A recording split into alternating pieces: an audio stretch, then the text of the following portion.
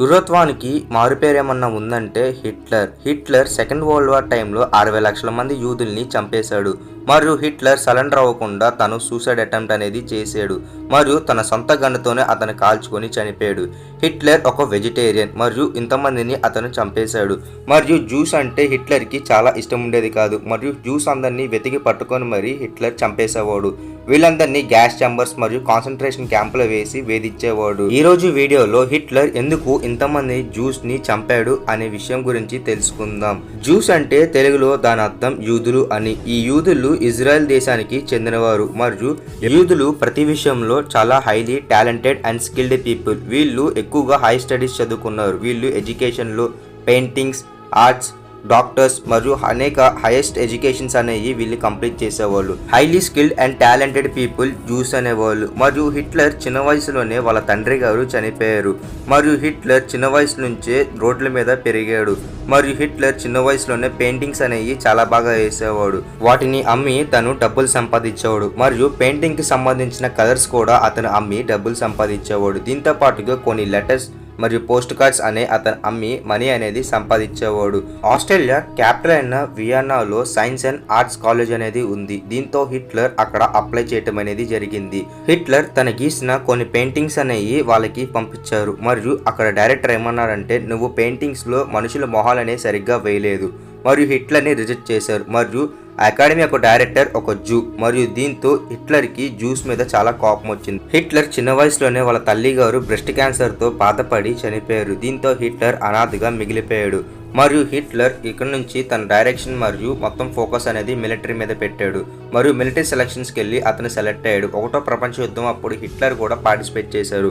మరియు కొన్ని కారణాల వల్ల హిట్లర్ కంటి చూపు అనేది దెబ్బతింది. ఎందుకంటే హిట్లర్ మీద ఒక గ్యాస్ అనేది ప్రయోగించబడింది. కాబట్టి దీని కారణంగా హిట్లర్ కొన్ని రోజుల పాటుగా మెడికల్ క్యాంప్లో ఉండాల్సి వచ్చింది. మరియు దీంతో పాటుగా జర్మనీ ఓడిపోవటం అయితే జరిగింది. మరియు దీని కారణం కూడా జ్యూస్ అని చెప్పేసి హిట్లర్ భావించాడు. జర్మనీ గవర్నమెంట్ లో ఎక్కువ మంది జ్యూసే పనిచేసేవాళ్ళు. పెద్ద పెద్ద పొజిషన్స్ లో జ్యూస్ వాళ్ళే పనిచేసేవాళ్ళు.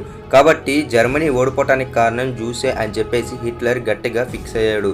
మరియు ఎలానా సరే కూడా యూదుల్ని చంపేయాలి అని చెప్పేసి హిట్లర్ గట్టిగా ఫిక్స్ అవటం అయితే జరుగుతుంది. మరియు యూరోప్ లో ఇప్పుడు దాకా యూదుల పట్ల చాలా రకాలుగా తిరుగుబాటు అనేది జరిగింది. యూరోప్ మొత్తం మీద జ్యూస్ అనే వాళ్ళని చంపేయాలి అని చెప్పేసి హిట్లర్ భావించాడు. మరియు హిట్లర్ ఇప్పుడు పవర్ కోసం పరిగెడుతున్నాడు. మరియు దీంతో పాటుగానే అప్పుడే జర్మనీలో ఒక కొత్త పార్టీ అనేది అవతారంలోకి వచ్చింది. ఆ పార్టీ పేరే national socialist Germans workers party. దీన్ని అందరు సింపుల్ గా నాజీ పార్టీ అని పిలుస్తారు. ఈ పార్టీ యొక్క ఎజెండా మరియు హిట్లర్ ఒక ఐడియాలజీ అనేది రెండు సేమ్ గా ఉండటంతో హిట్లర్ ఈ పార్టీలో చేరాడు. మరియు కొన్ని రోజుల్లోనే హిట్లర్ తన స్పీచ్లతో జర్మనీలో ఉండే ప్రతి ఒక్క సిటిజన్ ని రక్తం మరిగేలాగా అతని స్పీచ్లు వినిపించేవాడు. మరియు దీంతో చాలా మంది జర్మన్ ప్రజలు హిట్లర్ ని వాళ్ళ నాయకుడుగా ఎన్నుకున్నారు. మరియు కొంతకాలంలోనే హిట్లర్ జర్మనీకి ఛాన్సలర్ అయ్యాడు. మన ఇండియాలో ప్రైమ్ మినిస్టర్ పోస్ట్ ఎంత పవర్ఫుల్, జర్మనీ దేశంలో ఛాన్సలర్ పొజిషన్ కూడా అంతే పవర్ఫుల్.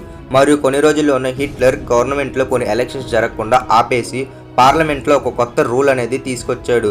మరియు ఎలక్షన్స్ లేకుండా అతనే డిక్టేటర్ గా మారాడు. దేశంలో ఒకటే పార్టీ ఉండాలి, అదే నాజీ పార్టీ. మరియు ఈ నాజీ పార్టీకి ఎలక్షన్స్ కూడా ఉండే కాదు. మరియు కొత్తగా ఏ పార్టీ కూడా ఫామ్ అవ్వకూడదు. మెల్లగా జ్యూస్ ఒక డినామినేషన్ అనేది తగ్గటం మొదలు పెట్టాడు. మరియు పిల్లలు చదువుకోవటానికి మరియు గవర్నమెంట్ ఎంప్లాయీస్ ఎవరైతే జ్యూస్గా పనిచేస్తున్నారో ప్రొఫెసర్ వీళ్ళందరికీ రిస్ట్రిక్షన్స్ పెట్టాడు. ఇలా నెమ్మదిగా జ్యూస్ని తగ్గించుకుంటూ వచ్చాడు. మరియు ఇదే గ్యాప్లో చాలా మంది పిల్లలు చదువుకోలేకపోయారు. మరియు ఇక ముందు జ్యూస్కి సంబంధించిన ఎలాంటి లైబ్రరీస్ మరియు ఎలాంటి బుక్స్ ఎవరైనా సరే కూడా రాసి ఉంటే అవన్నీ కూడా కాల్ చేశారు. 1935 సెప్టెంబర్లో న్యూరెంబర్గ్ లా అనేది హిట్లర్ తీసుకొచ్చాడు. మరియు ఈ లా యొక్క అర్థం ఏంటంటే ఇక నుంచి జూష్ పీపుల్ ని అందరినీ జర్మనీ నుంచి వెళ్ళగొట్టాలి. మరియు జూష్ పీపుల్ మరియు జర్మనీ పీపుల్ ఇద్దరి మధ్యలో పెళ్లిళ్ళని ఇక రద్దు చేశాడు. మరియు జూష్ పీపుల్ ని అందరూ వేరుగా చూడాలి. మరియు దీంతో పాటుగా వాళ్ళందరినీ వ్యతిరేకించాలి. మరియు దీంతో పాటుగా జర్మనీ వాళ్ళు ప్రతి ఒక్కరు జూయిష్ పీపుల్ మీద దాడులు చేయటం మొదలు పెట్టారు. ఇలాగా నెమ్మదిగా జూస్ మీద వ్యతిరేకత అనేది తీసుకురావటం మొదలు పెట్టారు. జూష్ పీపుల్ ఇక మీదటి నుంచి ఎలాంటి బిజినెస్లు వాళ్ళు చేయకూడదు. మరియు వాళ్ళందరినీ బంధించి క్యాంపులకి తీసుకొచ్చేవాళ్ళు. మరియు ఈ క్యాంపులకి తీసుకొచ్చే దారిలోనే చాలా మంది ఆకలితో చనిపోయేవాళ్ళు.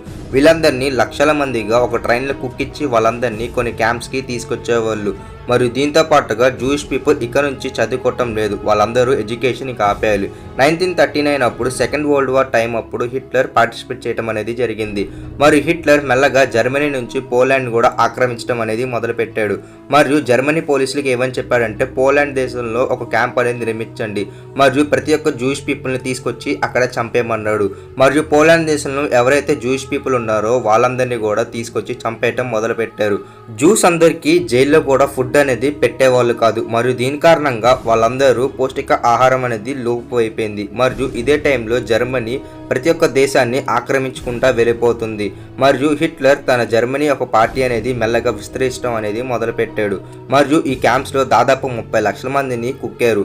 మరియు 1941 వచ్చేసరికి హిట్లర్ యూరోప్ మొత్తాన్ని ఆక్రమించేవాడు. మరియు ఆ దేశంలో ఉండే జూస్ పీపుల్ని అందరినీ కాల్చి చంపేసేవాడు. మరియు దీంతో పాటుగా హిట్లర్ ప్రతి ఒక్క జ్యూస్ని వేరు చేయడానికి వాళ్ళ చేతుల మీద ఒక టాటూ అనేది వేయించేవాడు. మరియు ఈ టాటూ అనేది ఎల్లో కలర్లో ఉండేది కాబట్టి దీని ప్రకారంగా వాళ్ళని ఈజీగా గుర్తుపడటం అయితే జరిగేది. హిట్లర్ దగ్గర ఒక సూపర్ కమాండర్ పనిచేసేవాడు మరియు అతను ఒక ఫైనల్ సొల్యూషన్ అనేది కనిపెట్టాడు. జ్యూస్ అందరినీ డెత్ సెంటర్స్ క్యాంపులోకి తీసుకొచ్చేవాళ్ళు. మరియు ఈ క్యాంప్ అనేది పోలాండ్ దేశంలో నిర్మించడం అయితే జరిగింది.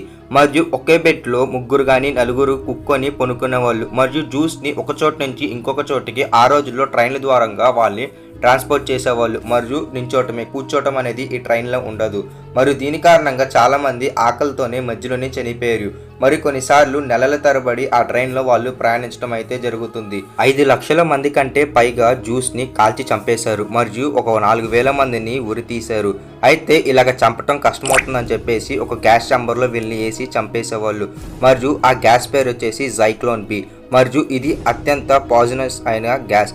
మరియు ఇది ఎప్పుడైతే మనం పీల్చామో మెల్లగా హార్ట్ మరియు లంగ్స్ అనేవి పనిచేయటం అయితే ఆగిపోతుంది. కాబట్టి దీని కారణంగా చాలామంది చనిపోయారు. మరియు ఇందుట్లో చాలామంది ప్రెగ్నెంట్ లేడీస్, చిన్నపిల్లలు కూడా ఉన్నారు. మరియు ఎక్కువ శాతంగా కొంతమంది జ్యూస్ ఎవరైతే బలంగా ఉన్నారో వాళ్ళ చేత కఠినమైన పనులని చేయించుకున్న వాళ్ళు. ప్రతిరోజు కొన్ని వేల మంది యూదుల్ని చంపేసేవాళ్ళు. మరియు ఇది ఒక ఫ్యాక్టరీగా తయారైంది, మనుషుల్ని చంపేయడానికి ప్రొడ్యూస్ చేసేది. రెండో ప్రపంచ యుద్ధం సమయంలో జర్మనీ యూరోప్ మొత్తాన్ని ఆక్రమించి ఎమ్మటనే సోవియట్ యూనియన్ కూడా ఆక్రమించాలి అనుకున్నాడు. మరియు దీని కారణంగా సోవియట్ యూనియన్ మరియు జర్మనీకి 2 దేశాల మధ్యలో భీకరమైన యుద్ధం అనేది స్టార్ట్ అయింది. మరియు జర్మనీ మెల్లగా ఓడిపోవటం అనేది స్టార్ట్ అయింది. హిట్లర్ చివరి రోజుల్లో తన ప్రేమించిన అమ్మాయిని పెళ్లి చేసుకుంటాడు. మరియు హిట్లర్ తన బంకర్లోకి వెళ్లి తను కాల్చుకొని చనిపోతాడు. జర్మనీ 2వ ప్రపంచ యుద్ధంలో ఓడిపోతుంది. హిట్లర్ ప్రేమించిన అమ్మాయి కూడా తను సూసైడ్ పాయిజన్ అనేది తాగి చనిపోతుంది. మరియు తను ఎంతగానో ఇష్టపడి పెంచుకున్న కుక్కల్ని కూడా విషం పెట్టి చంపేస్తాడు హిట్లర్. మరియు హిట్లర్ ఒక వీల్నామా కూడా రాయిస్తాడు. మరియు జర్మనీ దేశానికి అతను ఏం చేశాడు అనేది ఆ వీల్నామాలో అతను రాశాడు. మరియు ఎప్పుడైతే కాన్సన్ట్రేషన్ క్యాంపులో ఉండే వాళ్ళందరూ విడిపించబడ్డారు. జూయిష్ పీపుల్కి వాళ్ళు బతకటానికి వాళ్ళ మనుగడ కూడా చాలా కష్టంగా మారింది. ఎంతో మంది చిన్నపిల్లలు చనిపోయారు. మరియు దీంతో పాటుగా కొంతమంది పేరెంట్స్ కూడా చనిపోయారు. మరియు చిన్నపిల్లలు అనాథలుగా మిగిలిపోయారు. మరియు ఈ వీడియో గురించి మీరేమనుకుంటున్నారు, హిట్లర్ గురించి మీరేమనుకుంటున్నారో కింద కామెంట్ సెక్షన్లో కామెంట్ చేయండి. Thanks for watching.